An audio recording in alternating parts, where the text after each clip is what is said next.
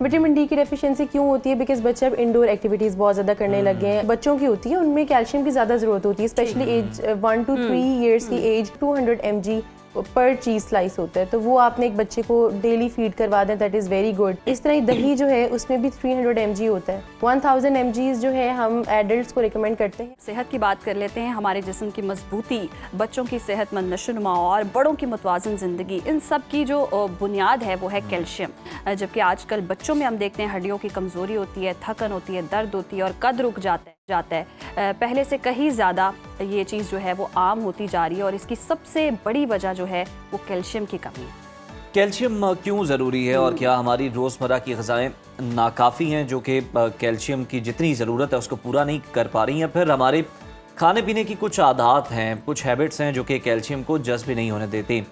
कौन सी ग़िज़ाएँ हैं जो कि इसका बेहतरीन सोर्स हैं और बच्चों से लेकर बड़ों तक हर उम्र में से पूरा करने का दुरुस्त तरीका क्या है? इन्हीं अहम सवालात के जवाब जान लेते हैं। हमारे साथ स्टूडियोज में मौजूद हैं न्यूट्रिशनिस्ट इशल साकिब साहिबा। डॉक्टर साहिबा, वेलकम टू सुनो पाकिस्तान। बच्चों में आजकल हम देखते हैं कि कैल्शियम की कमी आखिर इतनी तेज़ी से क्यों बढ़ती चली जा रही है? आप इसकी रीज़न क्या समझती हैं, क्या वजूहात समझती हैं? अच्छा, डिफरेंट रीजंस हैं। सबसे ज़्यादा मेन रीज़न तो ये है कि अब ये नहीं कह सकते कि डाइटरी कैल्शियम कम है, बिकॉज बच्चे ज़्यादा हाईली डिपेंडेंट होते हैं मिल्क पे, तो कैल्शियम तो उसमें बहुत ज़्यादा होती है। तो उसमें एक बहुत मेन फैक्टर है विटामिन डी की डेफिशिएंसी। विटामिन डी की डेफिशिएंसी क्यों होती है? बिकॉज बच्चे अब इंडोर एक्टिविटीज़ बहुत ज़्यादा करने लगे हैं, इनसाइड रहते हैं। आप जब इंडोर्स रहते हैं तो विटामिन डी आपको नहीं मिलती, प्लस हमारी डाइट्स इतनी एम्पल नहीं होती विटामिन डी में। This is the only vitamin जो हमें एट टाइम्स हमें सप्लीमेंटल सपोर्ट लेनी पड़ती है, या फिर हमें सनलाइट से मिल रहा होता है तो ऑयस्टर्स से मिल रहा होता है या सी फूड से मिल रहा होता है, सैल्मन से मिल रहा होता है, लेकिन वो एट टाइम्स बच्चे नहीं खाते। प्लस बच्चों की डाइटरी पैटर्न्स इस तरह के होते हैं कि वो उनकी डाइट में नहीं होता ये। तो एक तो विटामिन डी जो है वो इसलिए इतना क्रूशियल है, बिकॉज अगर आपकी डाइट में विटामिन डी नहीं होता तो कैल्शियम एब्जॉर्ब नहीं होती। तो ये सब चीज़ें साइड बाय साइड चल रही होती है। कैल्शियम और विटामिन डी दोनों इकट्ठी होंगी तो हमारी बॉडी को फायदा होगा।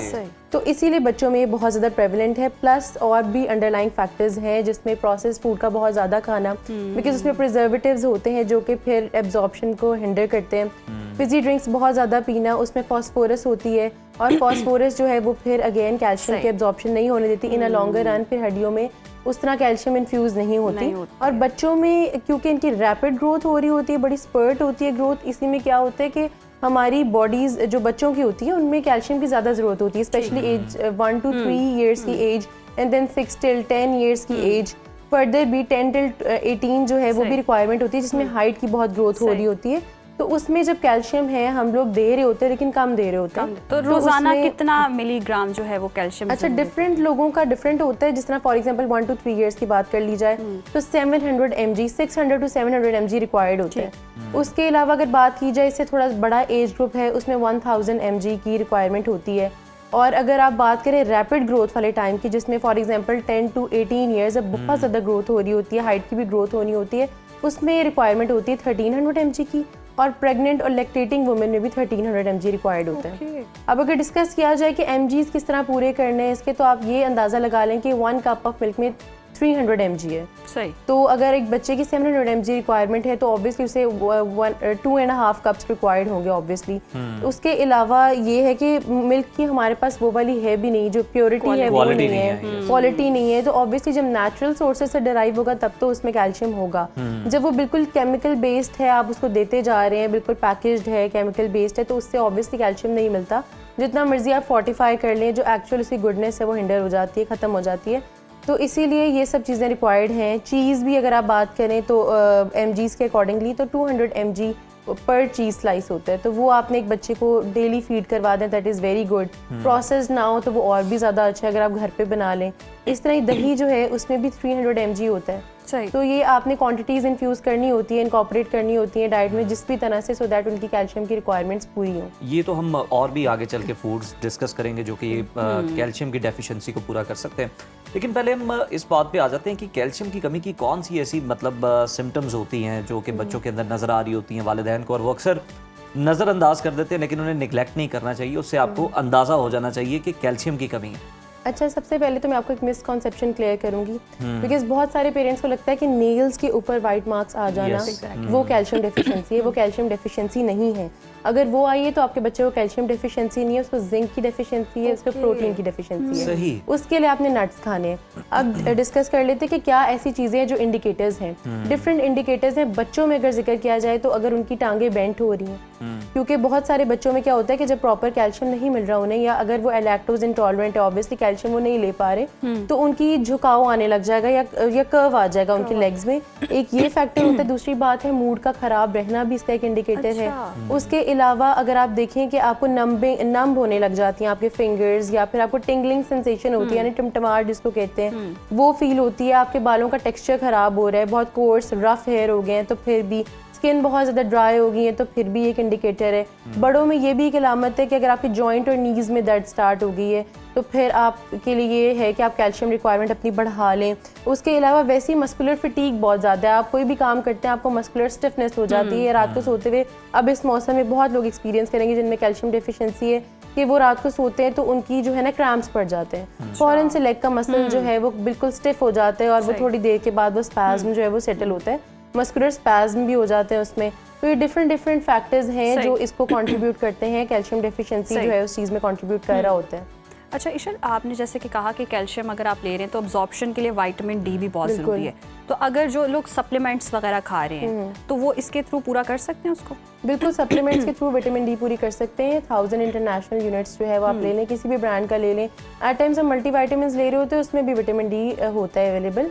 इसमें क्या है कि विटामिन डी के साथ भी एक और चीज़ है कि आपने उसके साथ कैल्शियम लेना है। वाइस वर्सा है, कैल्शियम के साथ विटामिन डी है, विटामिन डी के साथ कैल्शियम। तो अगर आप विटामिन डी का इंजेक्टेबल्स ले रहे हैं या कैप्सूल ले रहे हैं, जनरली लोग पानी के साथ ले लेते हैं, वेराज दूध के साथ रिकमेंडेड होता है, सो दैट आपकी बॉडी में अच्छे से एब्जॉर्ब हो जाए, क्योंकि फैट सॉल्युबल विटामिन है। विटामिन ए, डी, ई के, इसके साथ हमें फैट बेस्ड चीज़ें लेनी चाहिए, या दूध आप ले लें तो आपकी एब्जॉर्प्शन को बढ़ा देता है। तो अगर आप इंजेक्शन ले रहे हैं तो उसको डायरेक्टली इंजेस्ट करने के बजाय दूध के एक सिप में बेशक डाल के आप पी लें, वो ज़्यादा बेटर इफेक्ट देगा। आपके बेटर ज़्यादा आपकी बॉडी जो है उसको रिएक्ट करेगी। अच्छा ईशल, कैल्शियम लेवल चेक करवाने का सही वक्त कौन सा है और इसकी क्या ज़रूरत भी है? अच्छा, जनरली ज़रूरत नहीं होती, बिकॉज हम लोग हमें सिम्टम्स आ जाते हैं तो आपको इतने टेस्ट की ज़रूरत नहीं पड़ती। आपको विजिबल साइंस एंड सिम्टम्स जब आने लग जाते हैं तो ऑब्वियसली टेस्टिंग रिक्वायर्ड नहीं होती। लेकिन ऑब्वियसली बहुत ज़्यादा स्वेयर केसेस में जब आप हर चीज़ प्रिसीजन से लेके चल रहे होते हैं, फिर कैल्शियम के टेस्ट होते हैं, स्क्रीनिंग्स होती हैं, वो आप करवा लें कैल्शियम की, तो वो उससे आपको पता लग जाता है कि आपकी कैल्शियम, बोन मिनरल डेंसिटी का भी टेस्ट होता है, कैल्शियम का भी वैसे जनरल टेस्ट होता है, तो उससे आपको पता लग जाता है। लेकिन उससे भी पहले इंडिकेटर्स इतने माइल्ड हैं जो स्टार्टिंग में इनिशिएट हो जाते हैं, तो आप उसी से ही अंदाज़ा लगा लेते हैं कि कैल्शियम डेफिशिएंसी है। अच्छा, उम्र जब बढ़ रही होती है, ख़ास तौर पर हम ख़वातीन को देखते हैं, उनमें कैल्शियम की कमी हो जाती है, तो वो कैसे पूरा कर सकती हैं? अच्छा, जो वुमेन है स्पेशली आफ्टर 30s, हमारी बॉडी जो है वो एब्जॉर्ब करना बंद कर देती है कैल्शियम को उस तरह से जिस तरह इनिशियली करती थी। तो उसमें हमें कैल्शियम की एक तो सरप्लस क्वांटिटी डेली बेसिस पे देनी है, बिकॉज जो लेडीज़ हैं जो प्रेगनेंसी और लैक्टेशन से गुजरती है उनकी बॉडी से बहुत ज़्यादा कैल्शियम लॉस होता है, बिकॉज न्यू जो लाइफ आनी है दुनिया में उसने कैल्शियम आपकी बोन से ही लेना है, जो फीमेल्स होती हैं उनसे। तो उसमें ये होता है कि उनको बहुत पर्टिकुलर होना चाहिए, उनमें बहुत ज़्यादा ये प्रॉब्लम्स आते हैं, जैसे ऑस्टियोपोरोसिस, ऑस्टियोपीनिया और जो ये सब प्रॉब्लम्स हैं बोन रिलेटेड ये आते हैं। इसमें ये होता है कि या तो हड्डियाँ ब्रिटल हो जाती हैं या फिर भुरभुरी हो जाती है, यानी पोरस हो जाती है, जिससे ऑस्टियोपोरोसिस कहते हैं। वो आपको फील भी हो जाता है, आप आवाज़ नॉकिंग साउंड से आने लग जाएगा जब आप उसको प्रेस करेंगे या फिर थोड़ा सा नॉक करेंगे। तो उसमें ये होता है कि आपने कैल्शियम की क्वांटिटी को बहुत ज़्यादा बढ़ा देना है, दूध का इंटेक बहुत ज़्यादा करें, 3 कप्स पर डे लें। या बहुत सारे लोगों को ये होता है कि दूध जो है ऑब्वियसली इसमें क्रीम भी होती है, तो वो हार्ट को भी ऑब्वियसली हार्ट प्रॉब्लम भी ओरिजिनेट कर सकती है। तो उसमें ये होता है कि आपने लो फैट मिल्क लेना है, फैट का कंटेंट बिल्कुल रिमूव कर लें, स्किम कर लें, उसमें फिर भी कैल्शियम होती है, कैल्शियम बेस्ड चीज़ें ज़्यादा लें। अगर आपको सप्लीमेंटल सपोर्ट लेनी पड़े तो वो लाजमी लें, बिकॉज एक पर्टिकुलर टाइम होता है जब तक बॉडी एब्जॉर्ब करती है, फिर एक टाइम आता है जब हमें सप्लीमेंट्स हेल्प नहीं कर रहे होते। तो इसीलिए जो अब आपके अर्ली 30s हैं या लेट 30s में या अर्ली 40s में आप स्टार्ट कर दें, स्पेशली वुमेन जिनकी बहुत ज़्यादा कैल्शियम लॉस हो रहा होता है, तो वो लाजमी सप्लीमेंट। तो वो डेली इनटेक कितना करें? और समटाइम्स ये भी होता है कि बहुत सारी मैंने ख़वातीन देखी हैं वो रात में कैल्शियम की गोली डाली पानी में और वो पी लिया, वो फ़ायदेमंद होता है? अच्छा, रात में नहीं लें, वो आप मॉर्निंग में ले लें, अर्ली मॉर्निंग, या फिर आप जो है नाश्ते के बाद जो स्नैक होता है उसमें ले लें, तो वो बहुत अच्छा है। और उसके क्योंकि विटामिन सी होता है, विटामिन सी हम रात को नहीं देते, जनरली जो कैल्शियम होता है उसमें विटामिन सी भी साथ इन्फ्यूज होता है, वो रात को आपके स्टमक को डिस्टर्ब कर सकता है। वो कैल्शियम जो है वो 1000 mg होता है and that is recommended. 1000 mg जो है हम एडल्ट्स को रिकमेंड करते हैं। ऑब्वियसली जिस तरह फिर और ज़्यादा प्रॉब्लम्स आते जाते हैं उनको फिर हम डिफरेंट कर सकते हैं mgs, लेकिन जो बेसिक है फॉर मेन एंड वुमेन वो यही है कि 1000 mg जो है वो रिक्वायर्ड है, वो आप डेली बेसिस पे लाजमी लें। अच्छा इशल, ये जो कहते हैं कि धूप से, हम सुनते हैं कि धूप से विटामिन डी जो है आप अपनी पूरी कर सकते हैं, कितनी रिक्वायरमेंट पूरी हो सकती है इससे? अच्छा, धूप से आपकी रिक्वायरमेंट इंटायरली भी पूरी हो सकती है, बिकॉज धूप इज द ओनली सोर्स, जो सनलाइट है that is the only source. तो उसमें ये है कि आपने, लेकिन उसमें भी तरीका होता है, अगर आप अर्ली मॉर्निंग के सनलाइट लेते हैं तो वो ज़्यादा बेनिफिशियल है। और उसके अलावा एक लोगों को बड़ी मिसकॉन्सेप्शन है कि हम सारा सारा दिन धूप में बैठेंगे तो हमारी विटामिन डी की रिक्वायरमेंट पूरी हो जाएगी।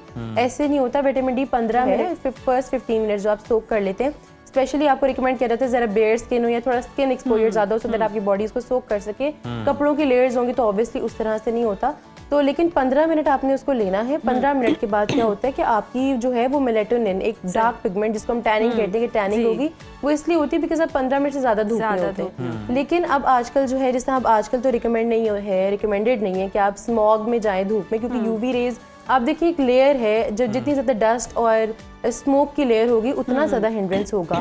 इसी तरह ये है कि जितना आपको, अब जितना स्मॉग का मौसम है, जितना फॉग का मौसम होगा, जितना डस्टी आपका एनवायरनमेंट होगा, उतनी सनलाइट एब्जॉर्प्शन में हिंडर करेगी। इसीलिए आप कोशिश करें जब क्लियर एनवायरनमेंट हो या क्लियर जगहों पे जाते हैं, नॉर्दर्न एरियाज में, वहाँ बहुत ज्यादा लोगों की विटामिन डी की डेफिशिएंसी पूरी हो सकती है बिकॉज वहाँ इतनी डस्ट नहीं है। जबरदस्त, यानी कि विटामिन डी की डेफिशिएंसी आप ऐसे पूरी कर सकते हैं। बहुत शुक्रिया आपके वक्त का, और कैल्शियम और विटामिन डी के बारे में आपने जाना। इसके अकॉर्डिंग आप अपने बच्चों को भी दें और ख़ुद भी इसका इंटेक करें और अपनी सेहत को बेहतर बनाएं।